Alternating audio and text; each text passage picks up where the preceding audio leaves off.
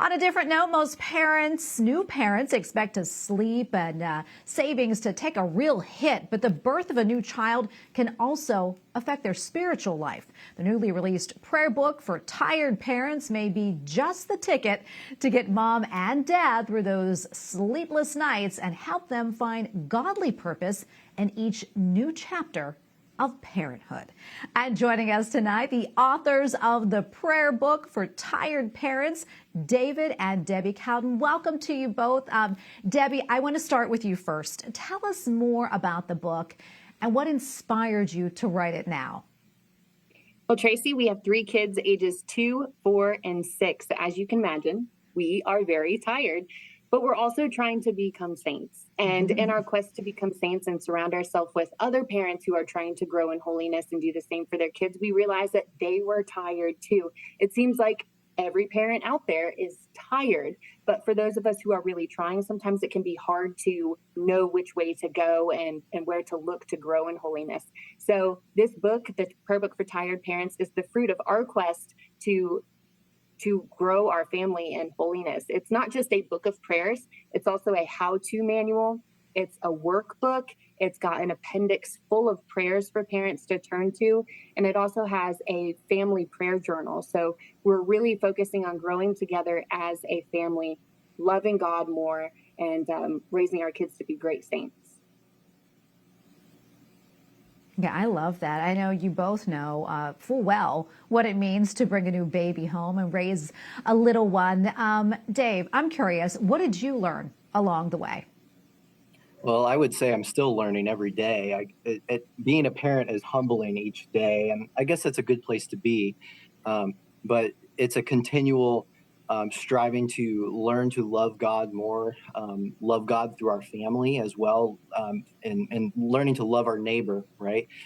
In the domestic church, especially. So our children need to be able to see that. So as we, I feel like as we learn to receive those sacraments and then receive those graces and pour them out onto our children, it's a learning process, but it's a good one.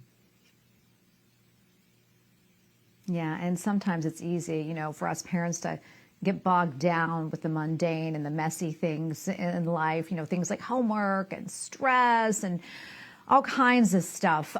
What advice do you guys have for parents who are in that stage and they're struggling to find or see holiness in their everyday lives? Debbie, I'll let you take that one. Yeah, well, the first thing is to be patient with yourself. Certainly, God does not expect us to be perfect the first time around, and that's why he gives us the beautiful graces of the sacraments, especially confession and strengthening our souls through Holy Communion as well. So be merciful to yourself and recognize that when you are a tired parent and when you admit that you're a tired parent, you're also recognizing that you can't do this all on your own and that it's only by the grace of God that we can be holy and that our children can grow in holiness too. So if you're in a place of overwhelm or anxiety or just complete burnout, know that that's where God can use you. We've seen that in our own lives, just feeling like we've hit rock bottom with our faith and feeling like we just do not have our life under control. But that's where God gives us the opportunity to see his love and that he never gives up on him. He never gives up on us, and we shouldn't give up on him either. And I also want to talk about this, which I absolutely love. The book also draws on the lives of the saints who can intercede for parents. I'm curious, is there a favorite or particular saint that you can recommend for us parents to turn to, especially those of us that have teenagers? Yes, absolutely. Well, it is whoever really wants to take it. Yeah, we have over 30 saints that we feature in the book. It's a shame we had to cut it down because we had so many of them that we can go to. Our church has over 2,000 years of great saints. But when you mention teenagers specifically, the first one that comes to my mind is the reflection that we have on Blessed Carlo Acutis and a prayer for good use of the internet. So all of the prayers that we have in the book are related to a specific saint with a reflection on how their life relates to parenting.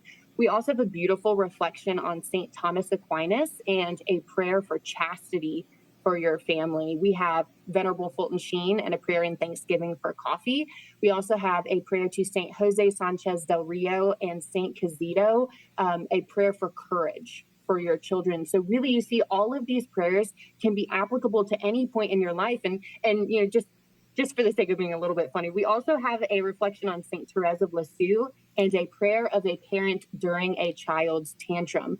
And if you are a parent of teenagers, you know that the tantrums don't stop when your child leaves toddlerhood.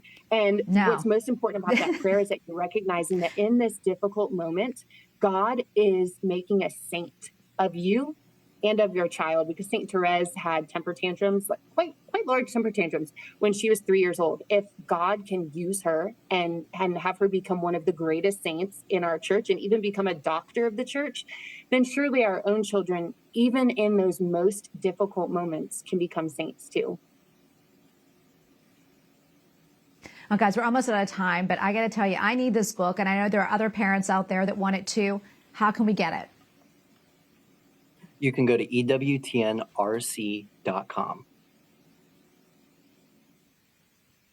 Wonderful. Guys, thank you so much for coming on. We appreciate it. And congratulations on the book. God bless you both. Thank you, Tracy.